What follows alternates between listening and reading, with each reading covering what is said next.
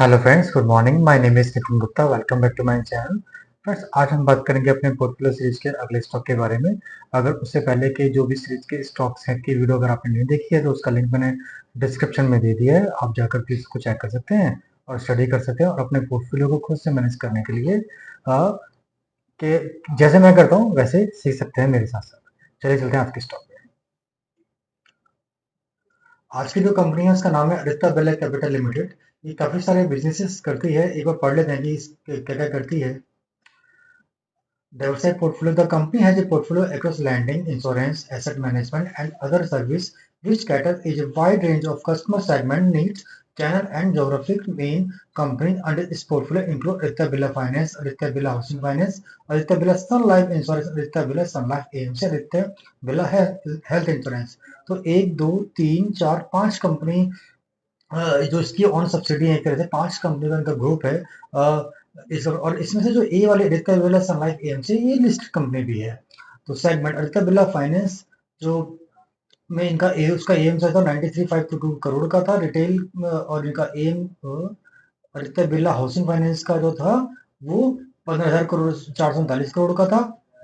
और Aditya Birla Sun Life AMC का जो एम एम तो जो साइज था म्यूचुअल फंड साइज 3,10,809 करोड़ और इक्विटी 1,30,209 करोड़, इंडिविजुअल 1,59,069 करोड़। और Aditya Birla Sun Life insurance का जो एएम साइज था 76,994 करोड़। अगर आप इन सबका जो एएम है ना इनका अगर टोटल करोगे तो मार्केट कैप जो इसकी है उससे ज्यादा ही निकलेगा। ठीक है, तो ये वाला पॉइंट मुझे अच्छा लगा। ठीक है। और the subsidiary of the company has a nationwide reach with 90-50 branch more and more than 2 lakh agent channel partner and several bank partner। तो इनकी 950 ब्रांच है और कई सारे बैंकों के साथ ये ऑलरेडी पार्टनर भी हैं। और ये देखो इनकी सब्सिडी आ गई Aditya Birla finance, Aditya Birla housing finance, Aditya Birla Sun Life insurance 51% की इनकी हिस्सेदारी इसमें, Aditya Birla Sun Life AMC 50% की हिस्सेदारी इसके अंदर है। और ये दोनों ये वाली कंपनी लिस्टेड है। इसका शायद मुझे आइडिया नहीं, बट ये वाली कंपनी लिस्टेड है ही। Aditya Birla health insurance 46%, Aditya Birla money 74%, Aditya Birla insurance broker 50%, Aditya Birla ARC stack asset platform. Total 8 subsidy है इसकी।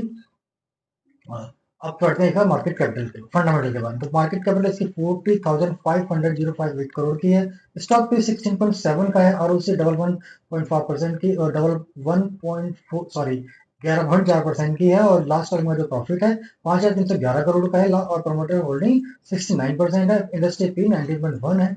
करंट प्राइस 173 का है। बुक वैल्यू 95.3 की है। आरओई 26.8 का है। प्राइसिंग परसेंट कोई है नहीं, हाई प्राइस ऑल टाइम 264 का है। 52 वीक 139 का है और हाई 199 का है।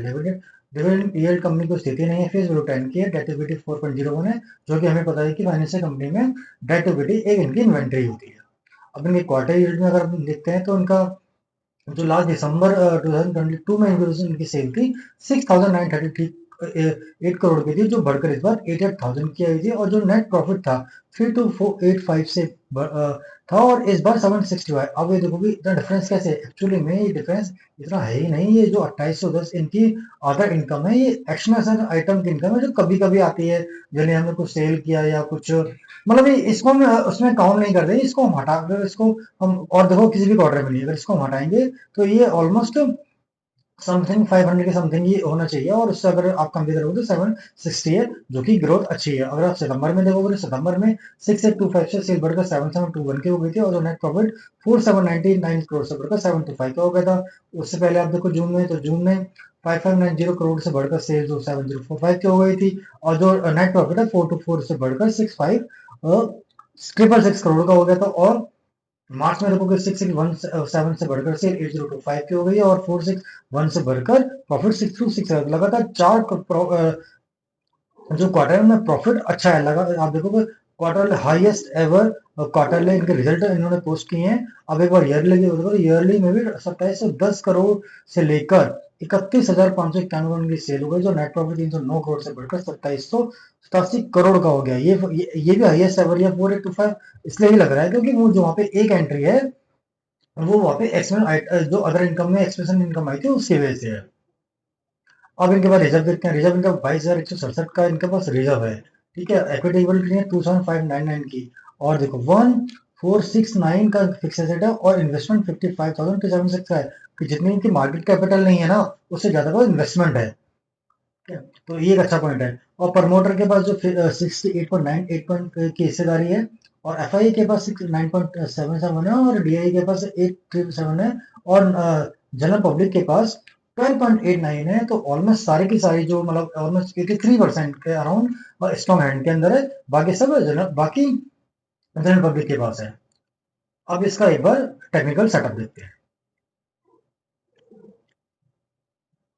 ये इन्होंने ये जो इसका हाई था जब इन्होंने बनाया था, ये जिस टाइम पे इसका सर आईपीओ आया था उसी टाइम पे हाई बनाया था 253 का, जो कि ये था 17 का टाइम।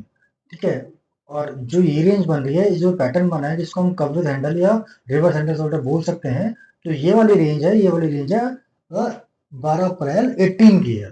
तो एक बार फंडामेंटल भी चेक कर लेते हैं 12 अप्रैल 18 में फंडामेंटल क्या थे। हम इसी को मार्क करते हैं क्योंकि 12 अप्रैल को मार्च के रिजल्ट आए होंगे तब तब जो उनकी सेल्स थी 11,526 करोड़ की थी, जो बढ़कर 31,591 की हो गई, ऑलमोस्ट 3 टाइम के आसपास हो गई है। और जो नेट प्रॉफिट है वो 693 करोड़ से बढ़कर 2787 का हो गया था, 4 टाइम से ज्यादा का नेट नेट प्रॉफिट 5 टाइम के आसपास पहुंचने वाला है और सेल और 3 टाइम के आसपास होने जाए तो अच्छी खासी ग्रोथ है। तो अब उसमें देखा जाए तो सिंपल कैलकुलेशन यही बनती है कि जो ये रेंज जहां पर है इससे एटलीस्ट 3 टाइम तो प्राइस मिलना ही चाहिए, क्योंकि ये 164 है, 164 का देखो तो 500 का प्राइस तो मुझे वैसे अगर फंडामेंटल के हिसाब से देखूं तो मुझे नजर आता है, बट हम उसको ऐसे ना मार्क करके हम इसको इसका टारगेट निकालते हैं।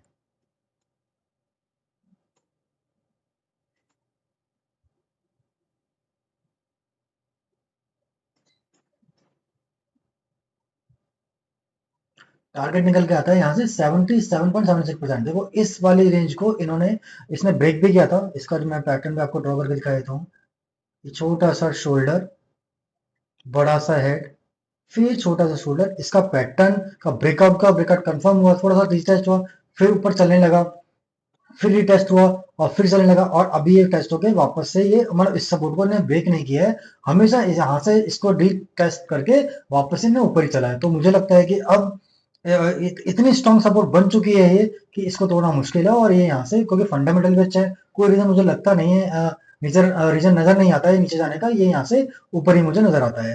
तो अगर आप इसकी जो क्लोजिंग प्राइस है इससे अगर आप देखोगे कितने पे क्लोज किया आज, 173,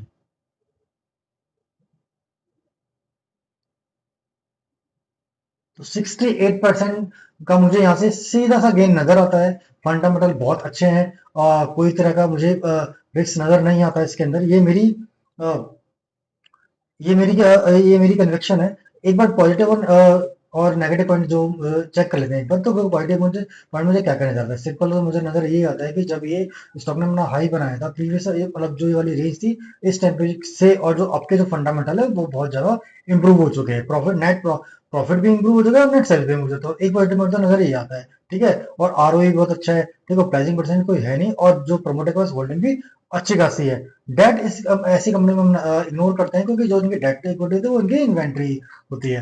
अब इसमें नेगेटिव पॉइंट क्या नजर आता है, आपको नेगेटिव पॉइंट सिर्फ एक ही नजर आता है जो हमेशा हर शेयर में एक्चुअल में नजर भी आना चाहिए, नजर यही आना चाहिए कि जो हमारी हम जब सारा चीज मेजर करते हैं ना, मेजर करने के बाद हम क्या कहते हैं टारगेट मेजर कर लेते हैं, अपनी हर चीज को रिव्यू मार लेते हैं, स्टडी कर लेते हैं और फिर उसमें पोजीशन बनाने के लिए सोचते हैं। मगर उससे पहले हमें ये भी कंसिडर करना चाहिए कि जो होल्डिंग पीरियड है वो हमारे हाथ में नहीं होता।